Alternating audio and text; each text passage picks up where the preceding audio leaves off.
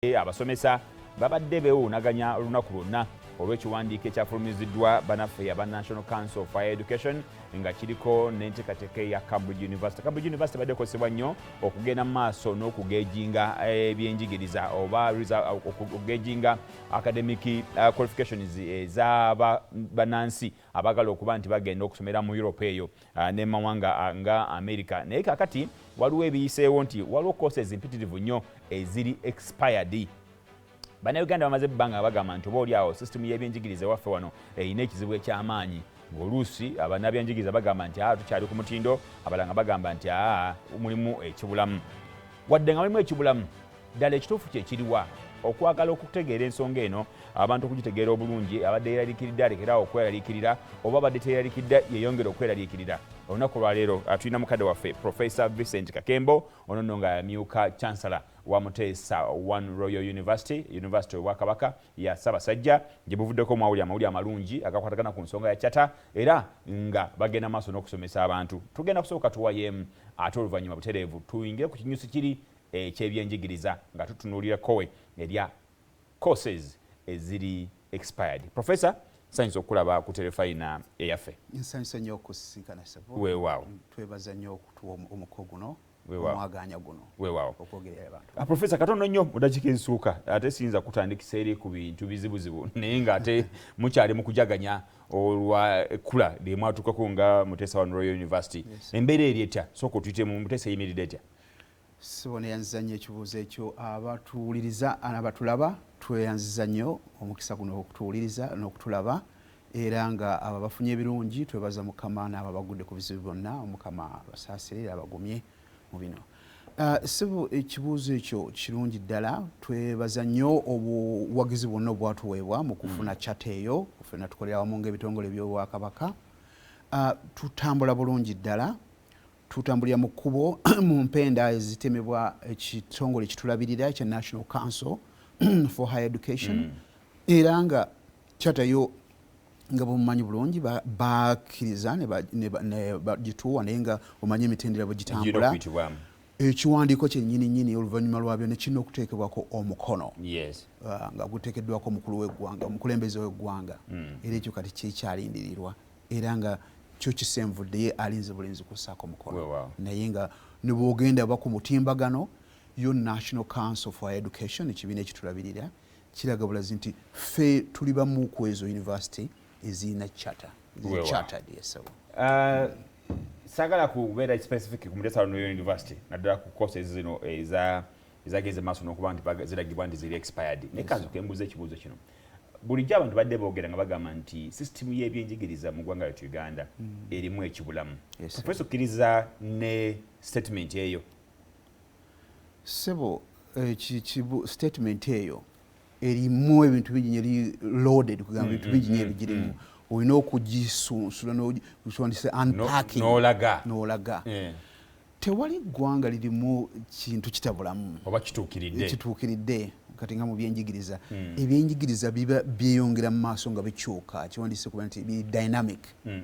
N'olukira naffe tetuyinza bikkiriza kubeera static. Bw'obirekawo n'ogamba nti nze nasoma ekintu gundi era kijja kusigala bwe kityo, awo oba okoze ensobi. Ebikyukako bingi nnyo. Omuntu eyasoma emabegako n'ofuna degree yo oba n'ofuna diploma yo, ebyo by'osoma ebiriko ebiri kugamba bikuukutivu naye nga tebirina okuba nga byeyongerako ebipya olw'enkyukakyuka ebeerawo okutuukagana n'omutindo. Tutunuulire ekiwandiiko kya National Council for Higher Education nga bwe kyafulumya. Nkakasa nti mmwe universities ezimu ezalabikidde ku mikutu egyo butereevu mwakifunyeeko era mwafunye okutegeera okuli ebuziba mu kyo. Osobola okunnyonnyola bannayuganda naddala ekiwandiiko ekyo kyabadde kitegeeza ki era n'ebikirimu okusobola okutaasa abali mu kweraliikirira oba n'abo abatali mu kweraliikirira okubakkiriza beeraliikirire olw'ekiwandiiko? Tweyanziza nnyo ekibuuzo ekyo Sebo. Ekiwandiiko ekyo twakifunye bulungi ku Muteesa First Royal University. Mpozera okunnyonnyola obulungi Muteesa nayo yabadde eteekeddwa mu olukalala olwo nti tulina courses ezakola ki ezaggwako eza expiringa. Naye okukunnyonnyola mu butuufu ekyo kyabadde kikoleddwa mu nsobi kubanga ffe nga bw'osoose okubuuza twakafuna charter katikati Yes. era nga bakatumala okutulambula ne batunuulira buli kimu naye nga baali tebanaba kutuuka kutulambula ekimu ku bino okukolebwa kiwandiise prerequisite kukola nti courses zonna ze tusomesa ziri accredited naye nga tetezinaana kuggwako era ekyo twakitereeza bulungi nnyo twali tulina okitereeza nabekaga ebyensoma byammwe byonna kati bya accredited waliwo courses nga 2 ezaali zitukize okutuuka ku expiry era ezo ne zitunulwamu buto ne tuziweerezaayo mu National Council for Education era bagenda okujja otulambula nga be bazirina ate kati bazituddiza nazo nga ki zimaze mu bimpimpi tetulinawo course n'emu emuteesa alaba ekiwandiiko ekyo ezimu ku za Muteesa ezibadde zoogerwako nti oba oliawo ziri ku ezo ziri expired naye ate si Muteesa yokka nti university actually tewali Uganda wano tewali university n'emu bweti gy'oyinza kunokolayo nti teri ku lukalala olwo so tusagala mugambe nti waliwo specific university eyadde erumbibwa university zonna eziri e Uganda kebeere Makerere university gy'oyinza okuyita university enkulu paka ku university endala zonna eziri private kasaziba nga National Council for Education zirina courses ezogerwako nti ziri expired jaga tuyingire ebuziba mu course ebeera ddi accredited ate ebeera ddi expired sebo kibuuzo ekyo yanziza nnyo okuddamu ekibuuzo ekyo course buli lwebeera accredited bagiwa ekiseera lwekoze ki lwebadde nti ekkiriziddwa eri accredited n'oluvannyuma lw'emyaka 5 bakutegeeza course eyo neddamu netunuulirwamu oba biki ebirina okweyongeramu ate bakola n'okubuuliriza oba kuva mu bayizi okulaba nti banguddwa bata ne mubatukozesa abakozesa abayizi baffe nga ba employees emyaka gitera kubeera 5 naye nga bwekitunuulira ennyo mu myaka 5 egyo era gye bulijja nga tumaze okwongera era okukubaganya ebirowoozo tegimala nga kunaddala ebyamasomo emisomo gy'ebyemikono tunuulira nga oba engineering oba nga medicine kuba kati bw'otunulira course eyo ya myaka 5 yongayo course kati kiba kitegeeza nti oluvannyuma lwa myaka 5 ate olina okugikyusa nga ate bano abagisomye tonaana kulaba ngeri ki gye bakozeemu mu field kulaba nti batambudde batya ki ekirina okweyongerwamu bwe kityo kugamba courses ng'ezo ndowooza abakulu bana bongera okukubaganya ebirowoozo zijja kuba zeetaaga emyaka nga 8 10 bwe gityo naye ng'ate n'ekirala bw'ogamba okuyingira ebuziba waliwo era ebigenze bivaayo nti waliwo course ezimu nga university zizisomesa naye nga bagibala nti yaggwako naye nga ebiseera bwe kiba kyeyongerayo course ezo zitunuulirwa bupya ate ne zikyusibwa n'amannya kati bw'obanga wasoma katugambe nga ffe Muteesa wasoma kibaita Bachelor of Business Management kakati oluvannyuma lw'emyaka 5 bwe yaggwa kati ne tugitunuulira buto neyongerwamu ebintu ate tugikyusa n'erinnya neyitibwa BBA Bachelor of Business Administration kakati eri waba wakyasigadde eri BBM naye ate nga yo tetugikoze eki tegisomeseza ate nga tebadde reaccredited katono nnyo tugenda onekyoyogedde bw'ogambye nti course bagituwa emyaka 5 waliwo course zo zennyini nga za myaka 5 newabayo course endala nga ya myaka 4 newabayo course nga ya myaka 3 kitegeeza nti emyaka 3 aba bagisomye bo bagimaliriza abazzeeko abookubiri babali maka gwabwe gwakubiri neggwako kitegeeza singa university tegenda mu maaso nakuddayo mu kakiiko ka National Council for Education okugiriviewinga amangu bano bafuna obuzibu ababeera ku mwaka ogwokubiri tebafuna buzibu kuba baba bayingiriddemu course eyo eba ekyali accredited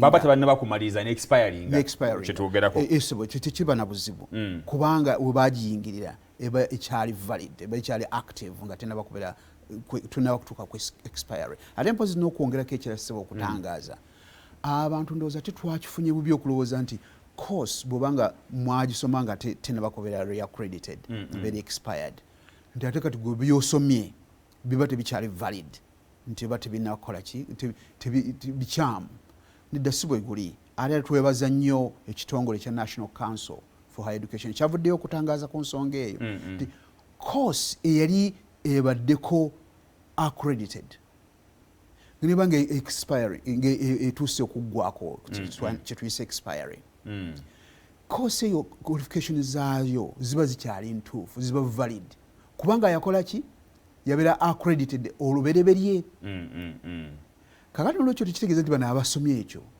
bye basomye bikyamu oba si bituufu naye mu buli ngeri kugamba abantu kye balina okutegeera nti bw'oba osomye course ne bwe banga eweddeko kiri gy'oli gwe okulaba nti mu buli ngeri bw'oba nga oli ku mulimu gwo bw'otandise omulimu olina okuba nti weebangula bupya kiwandiise refresher courses era nzikuwa ekyokulabirako kati nze ne wano Uganda era bwe kiri emyaka gye mmaze nga 35 okubeera South Africa nkuwa example ng'eyabasawo oyinza okuba nga oli musawo ng'okola naye bw'oba togenze kusomayo course mpya omwaka oba kugenda mu conference no presenting your paper n'ozitwalayo okulaga nti ekipya kikino kyennyongeddeko kati obuwandiike bwo bakiwandiisa registration ng'omusawo bakusazaamu si lwakuba nti tewasoma naye oba new trends empya olina okuba nga weebangula bupya n'ozigattako